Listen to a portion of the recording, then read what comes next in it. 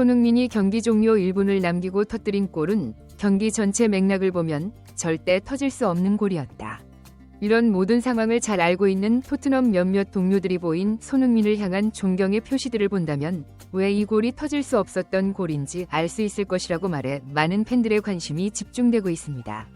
유로파 리그 6라운드를 앞두고 가진 공식 기자회견에서 토트넘을 이끌고 있는 포스테코글루의 망언이 또다시 팬들의 불같은 분노를 불러일으키고 있는 가운데 영국 현지 매체들조차 곱지 않은 시선을 보내고 있습니다. 그는 현재 토트넘 선수들의 부상 문제에 대해 영국 현지 몇몇 기자들이 매우 부정적인 뉘앙스로 질문하자 그의 전매 특허인 유체 이탈 화법을 구사하며 다음과 같이 말합니다. 알다시피 그들은 우리가 겪었던 다른 문제들이 있었죠. 그래서 일부는 반복되고 있어요. 특히 올해는 선수들이 돌아와서 일종의 통제를 하는 측면에서요. 그래서 우리가 살펴보고 있는 것들이고 항상 우리가 더 잘할 수 있는지 알아보려고 노력하죠. 저는 작년이 올해와 조금 달랐다고 생각해요. 작년에는 전반적으로 타격을 입었고 올해는 더 많은 영향을 받는 선수들이 돌아오는 경우에요. 우리가 경기를 해온 그룹과 핵심 선수들이 있어요. 이 인터뷰를 접한 일부 팬들은 저것 다 헛소리다 라고 말하면서 지구 반대편에서 방구석에 앉아 중계화면으로 경기를 보는 우리도 아는 문제를 엄청난 돈을 투입하며 전문 의료팀을 운영하는 클럽의 조력을 받는 감독이 문제를 모른다는 게 말이 되냐 고맹 비난을 퍼붓고 있습니다. 몇몇 전문가들은 포스테코글루는 저런 태도가 문제다 라고 말하면서 이 인터뷰에서 문제가 되는 것은 골키퍼를 잃은 적이 없었기 때문에 승패에 영향을 필연적으로 미쳤다고 말하는 것.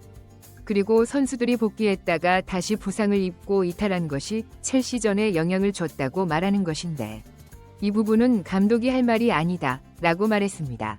비카리의 이번 시즌 선방률은 69.5%입니다. 이것은 이번 시즌 프리미어리그 20개 팀의 골키퍼 중 11위에 해당하는 순위로 지난 시즌에는 뛰어난 활약을 보였으나 이번 시즌에는 중하위권 팀의 골키퍼 정도밖에 되지 않는 수준이라 말하면서 그러다 보니 비카리가 있을 때도 이번 시즌 승격팀이었던 셰필드에 그것도 홈에서 2대1로 지고 또 다른 승격팀인 레스터시티와 무승부에 브라이턴에게 전반전에 2대0으로 지는 것도 모자라 원정 가서 본머스에 졌다.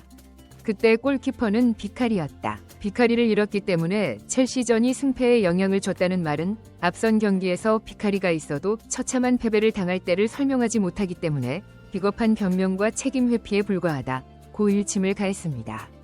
또 다른 전문가들은 선수들이 부상을 입고 또다시 부상을 당하는 일이 반복되는 이유를 모르겠다.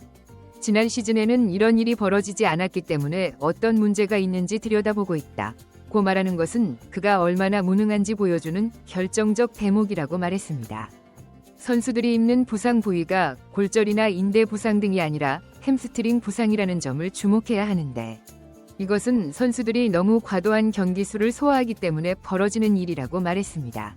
이들은 이어 포스테코글루 부임하기 전에 토트넘을 이끌던 콘테 감독 시절 토트넘이 리그 8위를 하면서 유럽 축구연맹이 주최하는 챔피언스리그나 유로파리그 등에 다음 시즌 출전하지 못한다. 그래서 포스테코글루 부임할 당시에는 토트넘이 이번 시즌처럼 경기가 많지 않았다고 말했습니다. 그래서 포스테코글루 데뷔 연도였던 지난 시즌에는 경기 수가 일주일에 한 경기만 하는 적정한 수준이었기 때문에 선수들이 햄스트링 부상을 입고 몇 개월씩 이탈하는 일이 없었던 것이라고 말했습니다. 그러나 이번 시즌은 유로파리그에 출전하게 되어 경기 수가 기하급수적으로 늘었다. 많은 경기 수를 커버하려면 이번 여름 이적 시장에서 즉시 전력감을 데려왔어야 했는데 2년이나 3년을 바라보고 키우는 유망주들인 메디슨, 그레이, 베일 등을 영입해 늘어난 경기를 소화할 뎁스를 준비하지 못했다고 말했습니다. 늘어난 경기 수를 소화할 수 있는 뎁스를 만들려면 즉시 전력감을 영입했어야 했지만 이번 여름 이적 시장은 포스테코글루의 초보적인 선수단 운영으로 주전 선수들을 반복해서 과도하게 경기에 투입해야 하기 때문에 손흥민, 반더벤, 로메로 등이 모든 체력을 갈아 넣어야 하는 상황이 되었고 소화할 수 있는 경기 시간을 초과하면서 허벅지 햄스트링이 버티지 못하는 것이라고 말했습니다. 이 분석을 접한 일부 팬들은 그 문제가 결국 첼시전에서 터진 것이다 라고 말하면서 손흥민이 경기 후 자신이 찬스를 놓쳐서 경기를 망쳤다고 사과 인터뷰를 하니 그의 겸손함과 책임감을 칭찬해야 함에도 불구하고 진짜 원흉인 포스테코글루는 손흥민의 뒤에 숨어 저런 쓰레기 같은 망발을 하고 있다고 지적했습니다. 일부 전문가들은 이날 손흥민은 앞선 경기에서 계속 패배하는 것이 양쪽 풀백이 올라가 공격에 가담하다 공격이 끊어지는 경우 역습을 당할 때 좌우 공간이 공략당하는 것을 알고 우도기가 복귀를 할 시간을 벌어주기 위해 전력으로 수비 복귀를 하는 장면이 수시로 경기 중에 목격된다고 말했습니다. 이 장면이 2대1로 토트넘이 앞서가고 있는 전반 22분경 벌어지는 장면이다. EPL 정상급 공격수 중에 이렇게 팀을 돕기 위해 상대가 역습을 하는 순간 전력으로 수비 커버를 하려고 스프린트를 하는 선수는 없다. 이게 문제가 되는 이유는 정작 공격을 하고 골을 넣어야 하는 상황에서는 체력이 딸려 결정력이 떨어지고 드리블을 치고 들어가며 스피드를 끌어올릴 체력이 모자르게 되어 정작 중요한 찬스에서 실력을 발휘할 체력이 고갈되기 때문이라고 분석하면서 메시나 호날두, 레반도프스키, 케인 등 30대가 넘어간 세계 정상급 골잡이들은 이런 문제 때문에 감독이 공격에만 집중하도록 전술적으로 배려를 하고 수비 부담을 지우지 않는다. 이들은 골만 넣으면 되도록 전술적 지원을 받기 시작하면 어떤 팀을 만나도 골을 만들어내기 때문이라고 말했습니다. 이건 전반 35분경 손흥민이 왼쪽이 아니라 오른쪽까지 내려가 수비 커버를 하며 콜 파머를 밀어내는 장면이다 라고 말하면서 브레넌 존슨이 수비를 제대로 하지 않아 자꾸 오른쪽이 뚫리니 손흥민은 그곳까지 와서 세계 최고의 공격수가 수비 커버를 하는 믿을 수 없는 장면들이 첼시전에 나온다. 고 전문가들은 지적했습니다.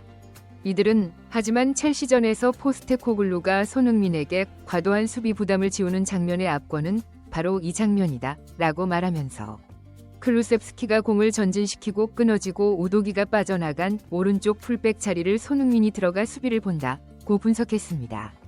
이렇게 엄청나게 뛰는 상황에서 센터백 2명을 미리 당겨 쓰다가 2명이 햄스트링 부상으로 아웃되고 산책 축구를 하던 브레넌 존슨마저 햄스트링으로 나가 떨어지자 정작 관리를 해줘야 하는 손흥민은 90분을 풀타임으로 뛰게 되는데 경기 종료 1분을 남겨놓고 손흥민이 골을 넣는다는 것은 손흥민이 이날 뛴 거리를 본다면 저 상황에서는 놀라운 정신력으로 골을 넣었다고 밖에 볼 수 없는 것이라고 말했습니다.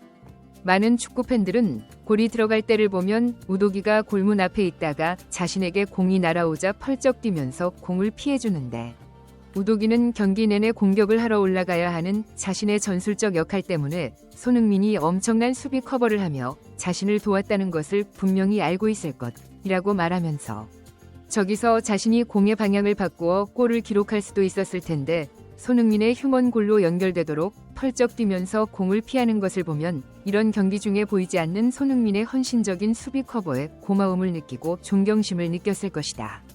포스테코글루는 손흥민이 없었다면 지금 순위도 유지하지 못했을 것이라고 일침을 가해 많은 팬들의 고개를 끄덕이게 했습니다.